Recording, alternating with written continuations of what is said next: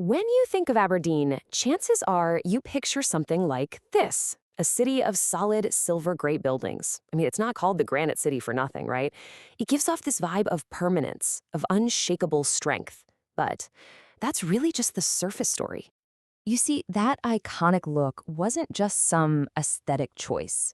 Aberdeen was hit by devastating fires again and again. The Great Fire of 1741 was a huge one. So eventually, the city just mandated it. New buildings had to be made of granite. It was, quite literally, a survival strategy. It was a way to build a city that simply could not burn down. So that's what we're going to get into. What if I told you that Aberdeen's most fascinating, most world-changing stories are the ones that are hidden from view, literally buried right under everyone's feet?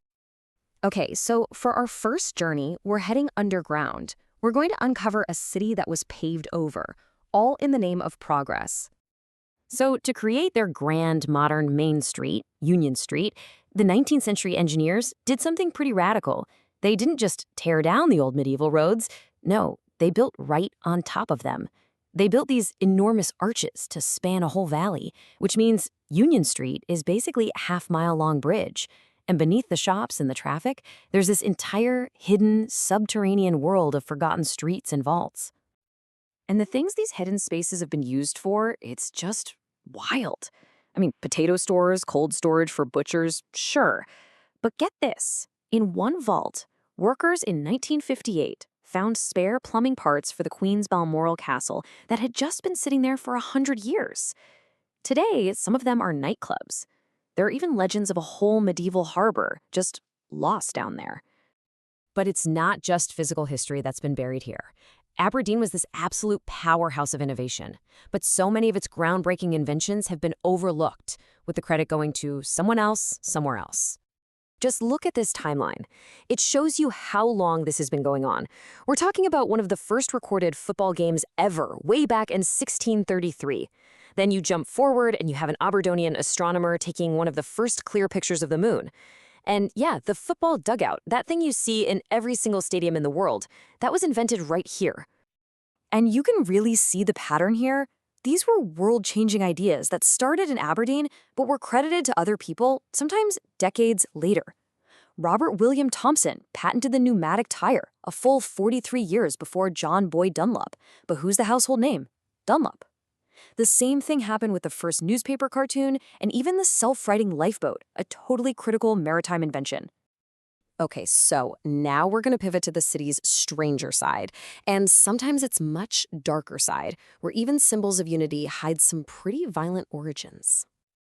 Every city's got a motto, and Aberdeen sounds just lovely, doesn't it? Bon Accord. It means good agreement. You know, it suggests harmony, community, people getting along. Yeah, the reality is anything but peaceful. Bon Accord was actually the secret password used by Robert the Bruce's forces during a brutal, bloody nighttime siege to take Aberdeen Castle back from the English.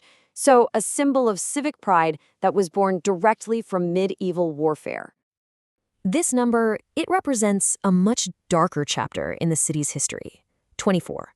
That's the total number of people, 23 women and 1 man, who were executed during Aberdeen's Great Witch Hunt of 1596 and 97. It was one of the most intense witch persecutions in all of Scotland. And the city's records from this time are just chillingly bureaucratic. They actually hired a professional witch pricker to find the so-called devil's mark. You can still go and see the iron rings in a local church where the accused were chained. And the town's financial ledgers, they carefully log the costs for the peat, the tar, and the wood they needed to build the execution pyres. It was organized, documented terror. All right, to shift gears from the truly dark to the truly bizarre, yes, this is real. For a while in the 19th century, the city kept a live polar bear in a public park. And well, you can probably guess what happened next. It did not always stay put. Which brings us right back to that famous Granite. Because while it physically defined the city, it also built a global empire. And that empire came at an enormous cost, both financially and human. Aberdeen's granite didn't just stay in Aberdeen. Oh no, it was exported all over the globe. It makes up the terraces of the Houses of Parliament and Waterloo Bridge in London. It's in the docks of Liverpool, the foundations of the Forth Bridge. It was even shipped as far as Rio de Janeiro for paving stones. Aberdeen literally forms the foundation of modern Britain. And this just shows you the two sides of that coin perfectly: the massive ambition and the massive price tag. The dream of creating that Grand Union Street was so expensive, the engineering so complicated, that by 1817 the city had bankrupted itself. It sacrificed its entire financial stability to create the iconic image it's known for today. But there was an even darker cost. Behind that respectable granite facade, some of the city's own magistrates and merchants were running a human trafficking ring. In the 18th century, they kidnapped hundreds of children right off the streets, forced them onto ships, and sold them into slavery in the American colonies.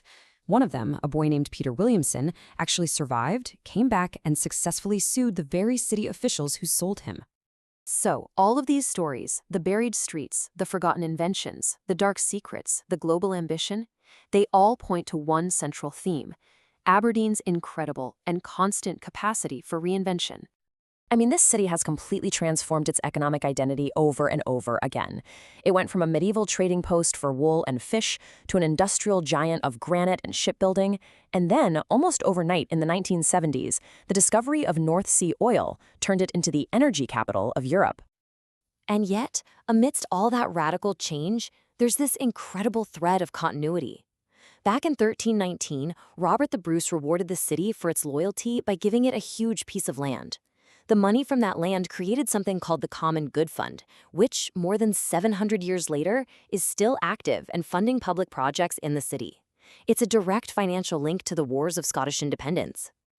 The city's resilience, really, it's a story about its people. You see it in the gutting queens, the female fish gutters who followed the herring fleets, earned their own money, and completely challenged Victorian gender roles. You see it in the fact that Old and New Aberdeen were rival towns for centuries before finally unifying. And you see it in the grit of rebuilding after becoming Scotland's most heavily bombed city during World War II. So when you look at the whole picture, you see a city that is anything but static, anything but set in stone. It has constantly adapted, shifted, and remade itself in the face of fire, bankruptcy, war, and huge economic change. Which, of course, leaves us with one final, crucial question. For a city that has reinvented itself so many times, what comes next?